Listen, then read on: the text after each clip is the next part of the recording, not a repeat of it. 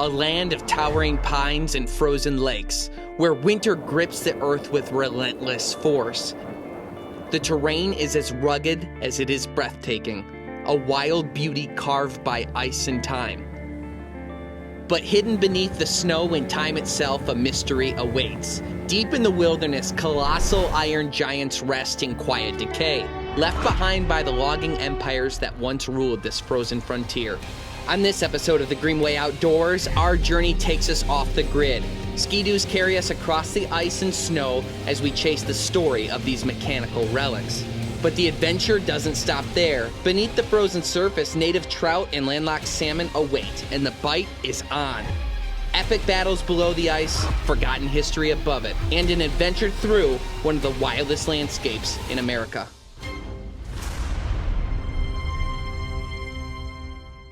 I'm Kyle Green. I travel the globe with my best friends hunting for wild game and dynamic conservation stories. Join us on our adventure as we escape the shackles of the modern world and gain a deeper understanding of where our food comes from. Welcome to the Greenway Outdoors. Maine is over 90% forest, the most heavily wooded state in the country. With brutal winters and rugged backcountry, it's built for adventure.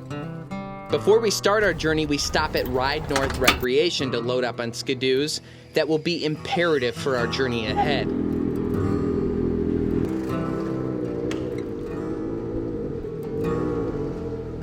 The initial drive landed us squarely in a blizzard. Driving through this godforsaken town, don't you ever quit trying to get out. Don't you worry about me, it all turns out just fine. Before we disappear into the wilderness, we need to make one last stop in the final real town along the way to stock up at the local bait shop for our ice fishing adventure. One of the things I'll do when I'm fishing a new lake is go to the local bait shop because they always know the most about what's going on in the area and how to catch the fish. This is a golden shiner. Golden shiner, if I had one bait to use the rest of my life for ice fishing, especially for tip-ups, it'd be the golden shiner because basically every species seems to bite it, pike, bass, in Michigan. But here, I'm fishing lakes that I've never fished before. What are the species that I'll probably run into? You're gonna run into brook trout, you're gonna run into some brown trout. Landlocked salmon be your smallmouth bass. Down towards the bottom of the lakes, you're gonna get eels, burbot, cusk. If you were setting up tip-ups in these lakes and you'd never been here before, would you target deep areas, shallow areas? You do around the rocks and the shallow end because you'll get more bass, pickerel that way. Okay. But if you're looking for game fish to eat, Yeah. you target the channels, some of the deeper pockets, sandbars. Okay, that's good to know. I appreciate your insight. Yeah. It's always best to go to the local bait shop and have the conversation with somebody, you know what I mean? Yeah. I appreciate it. Of course. After a few more hours on the road, we finally made it to Allagash Headwaters Lodge, which would be base camp for the next few days. My friends Jeff and Chuck were ready to fish right away, so we jumped on our sleds and headed towards one of the many lakes in the area. To find my way out of here. Got half a mile to leave it all behind. Go out and disappear. Talk is cheap, don't you know? We still got a long way to go.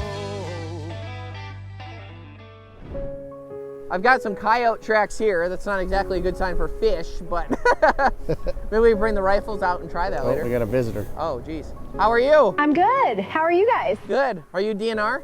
My name is Alyssa. I'm a park ranger in the Allagash Wilderness Waterway. Awesome. Are we doing anything wrong yet? You haven't done anything wrong yet, but what are you looking to do? We're gonna ice fish. So, good thing I caught you here. So you're just over a line, there's a red post here, and straight across on that side there's a red post, and you're not supposed to fish on this side where we are right now because it's spawning grounds for brook trout. We can just take you down not too far and you guys can fish on that side. Okay, so we're from Michigan. I mean, this is our first time fishing this lake and we're just trying to figure it out.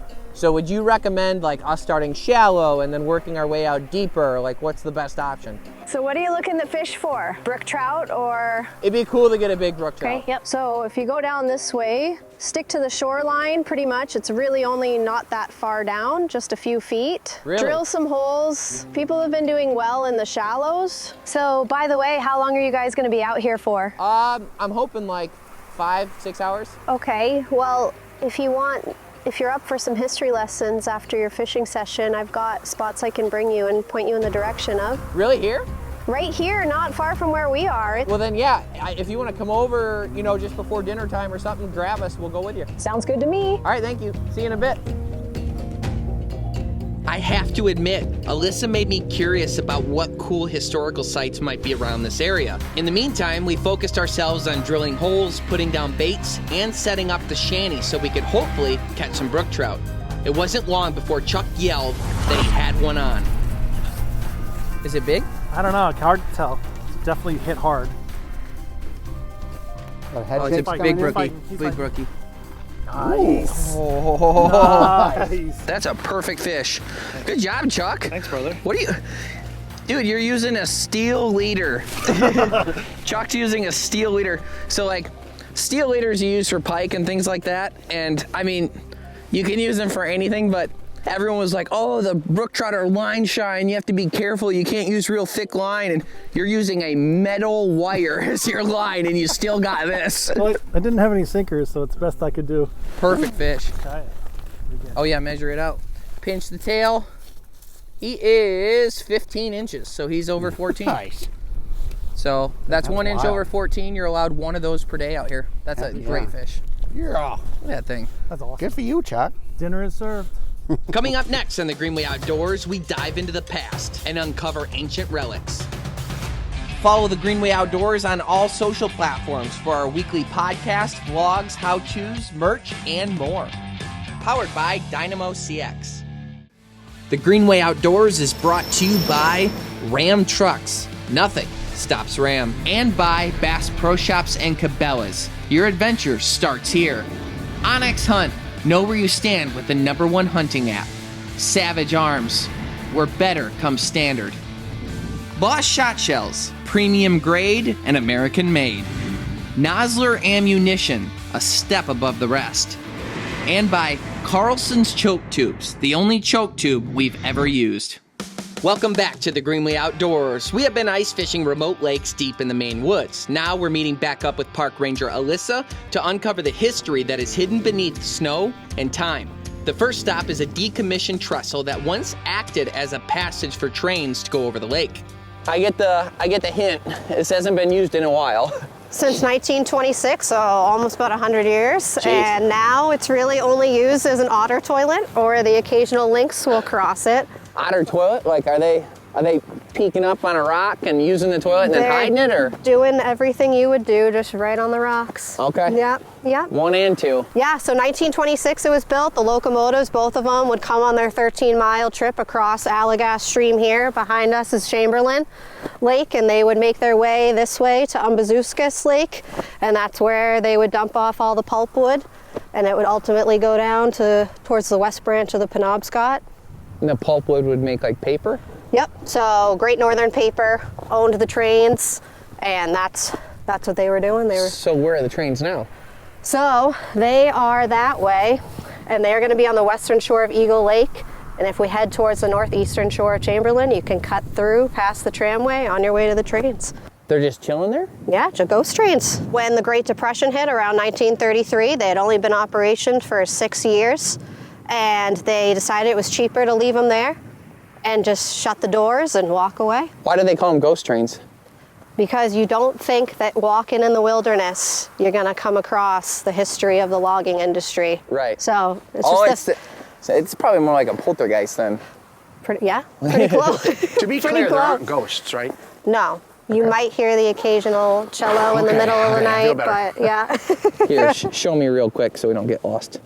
Alyssa pointed us in the direction of the ghost trains and we headed towards their deep woods burial grounds. I was excited to lay eyes on locomotives that hadn't been operational since the 1930s. These relics are just sitting there as the world drastically changes around them. I find myself thinking about the folks that operated these machines and what their life was like. Would they be fascinated by our curiosity about these trains? Or would they think us strange for even caring? I wonder if the guy, the last conductor, the one that parked these trains right here, knew when he was parking them that it was going to be the very last time he would be parking this, or if he thought like, yeah, I'm going to work tomorrow. Everybody knows conductor goes down with the train. Oh, he died here like Titanic? Yeah. I climbed up here. I feel as though I've acquired tetanus. There's a lot of rest. You look like you've acquired tetanus. Thanks. The next morning, we hit the road again, chasing a new adventure on a different lake, this time for landlocked salmon. We were met with treacherous roads, frigid temperatures hovering around 5 degrees Fahrenheit, and wind gusts up to 40 miles per hour. On a wide open lake, these conditions are brutal, but the chance to catch a landlocked Atlantic salmon makes it all worth it.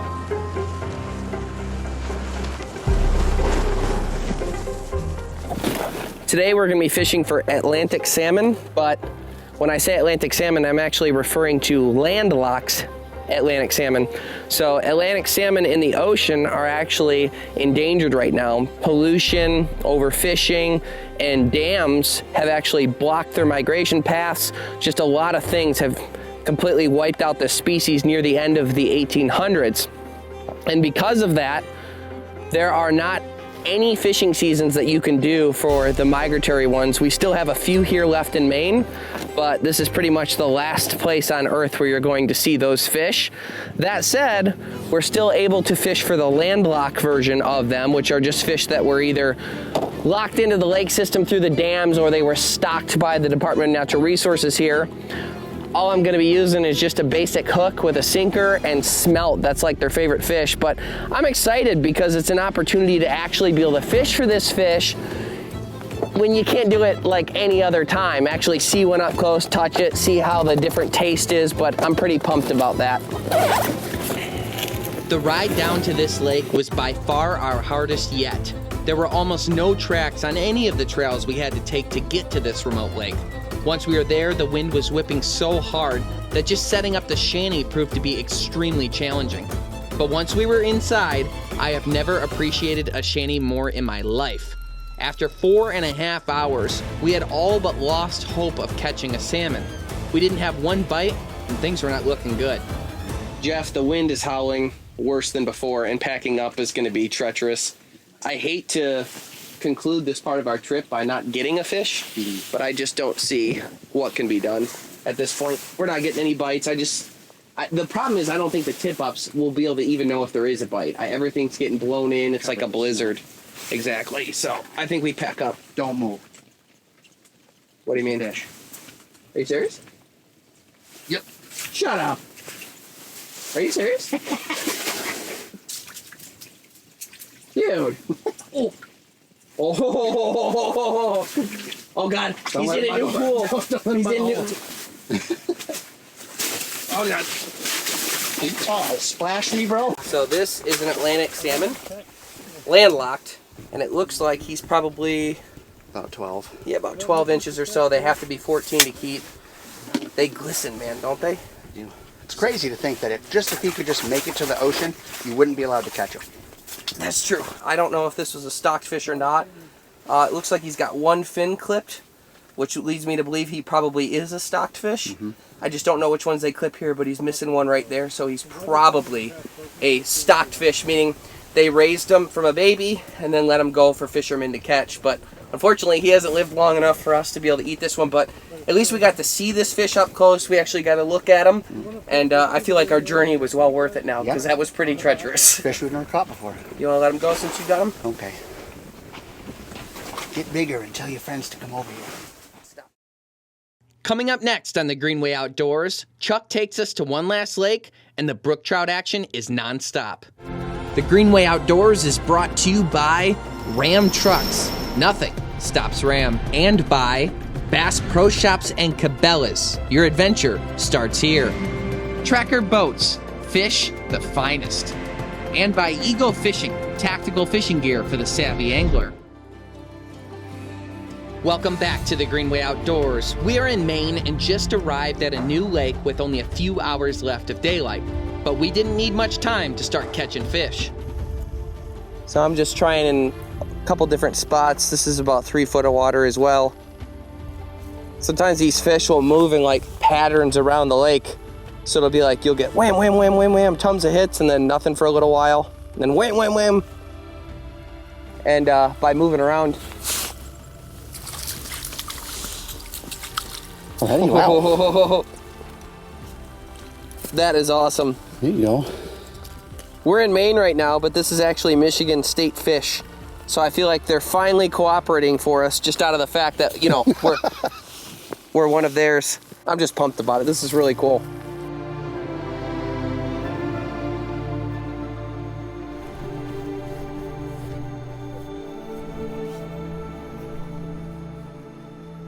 Oh, I just had a hit, I think. Or weeds. This is it's not the most attractive name for a lure, but a lot of people know this as a Swedish pimple.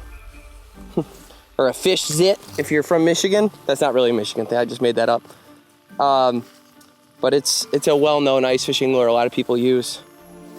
I believe that was a hit. I think that was too. I think maybe they're just getting it a little bit. I'm using a pretty big lure, so the little ones might struggle to really get it. That's a big fish. Oh, Wow. Huge. Oh my gosh. Oh, look at the colors on this one. It's a fatty. Oh, wow. That is a gorgeous fish. Yes. That is awesome. That is awesome. Oh, that is cool. Was that worth moving the holes for? Yeah, I would say so. The deeper is better. Definitely. And he swallowed it, so we're going to be eating this one. Wow, what a great fish. That is awesome. Yes, dude. I think that's the most vibrant orange I've seen on one of these. It's like peach colored. So like as they get into breeding season, which is in a month or two, they will start to get these really vibrant colors, kind of like their mating colors, and become a little bit more aggressive. It's the reason why on a lot of the lakes you're not allowed to fish the actual breeding grounds themselves. You have to stay on that far side of the lake like we did on the other one, because they're just so aggressive at this time. But what a perfect fish. While Kyle's setting that tip up, I want to catch a fish, darn it, so I am stealing his hole.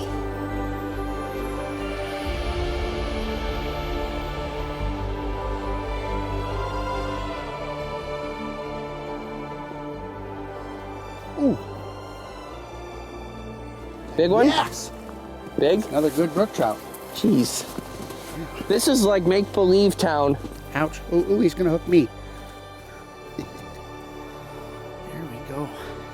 Brook trout have these yellow and pink spots on their sides like that. And then they've got this very distinctive white line here on their lower fins. And then rainbow trout have more black dots with a pink line that comes across here.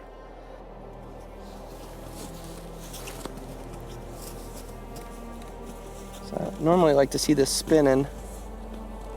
Might have been a light hit. The line's straight up and down. Fish is there. Oh, no siree. They're like little snakes. So they don't have scales like a normal fish would. Instead, they've got like this slimy coating that actually is like their protective barrier. And that's why when you're gonna let a fish go, you wanna handle it the least amount possible so you don't scrape a bunch of that off, because it makes them susceptible to like infection and things like that. But that's their escape. That's their armor. They slip away from everything. So we're gonna let this guy go. He wasn't hooked bad at all, so he'll survive. Let him go on to continue to breed. Coming up next on the Greenway Outdoors, we're in the kitchen cooking up brook trout. The Greenway Outdoors is brought to you by Ram Trucks. Nothing stops Ram. And by Bass Pro Shops and Cabela's. Your adventure starts here. LEM Game Processing Equipment. Wilderness Athlete. Fuel for the rugged. Sea-Doo. Live the Sea-Doo life. Rufus Teague. Seasoning, sauces, and snacks. Trigicon. Brilliant aiming solutions. Skidoo. Experience that Skidoo feeling. Summit Tree Stands. Hunting elevated. And Blokes. Modern men's health. I like a simple recipe where the only thing you actually have to cook is just roasting a little bit of corn. Incorrect. I had to spend an hour and a half smoking this fish and then spend another hour and a half flaking it and checking it for bones. Put the corn in the bowl. Well, this is all I had to do. So I got the idea for this recipe on my honeymoon, believe it or not, and I had a smoked lake trout dip, or as the French call it, a rillette. Okay. And it is a great combination of fish. You've got some Greek yogurt in there. You got some butter. You put that butter in there. You've got an onion element. In this case, we're using shallot. Some tang with some mustard. And then we're going to take all that, mix it with some lemon zest, which helps brighten it up a little bit, make it a little fresher. And then what I thought it was missing was corn, which it gives it a little bit of crunch. You can char it, adds a little bit of extra flavor in there. And then we're going to take this and we're going to put it on top of sourdough bread. Okay. Is sourdough bread actually healthier for you, or is it just something people say? I like to tell myself that.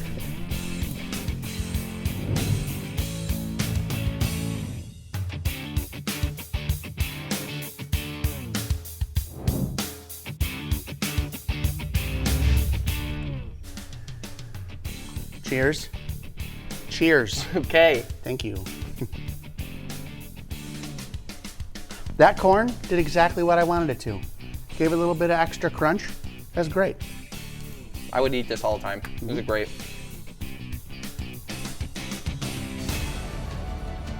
This trip to Maine was more than just an ice fishing adventure. It was a journey deep into the wilderness. Miles of frozen trail on ski-doos, chasing stories older than us, and when we finally stood in front of those ghost trains half buried in the snow and time, it was like touching a piece of history most people will never get to see. And yeah, we caught some fish too, hard-earned, cold-fingered, and well worth the wait. Trips like this remind you that the real reward isn't just at the end of the line. It's the effort, the unknown, and the people you share it with. Like in the book of Galatians, it says, don't get tired of doing the right thing. If you keep going, the payoff will come when the time is right. This trip was tough, but it's one I won't forget. Thank you so much for tuning in to the Greenway Outdoors YouTube channel. We love making videos like this for you and we hope you enjoy them, but the only way we can make them is with the help of our sponsors. So today's special sponsors that we hope you'll support are Savage Arms, Nosler Ammunition, Trigicon, and Boss Shot Shells.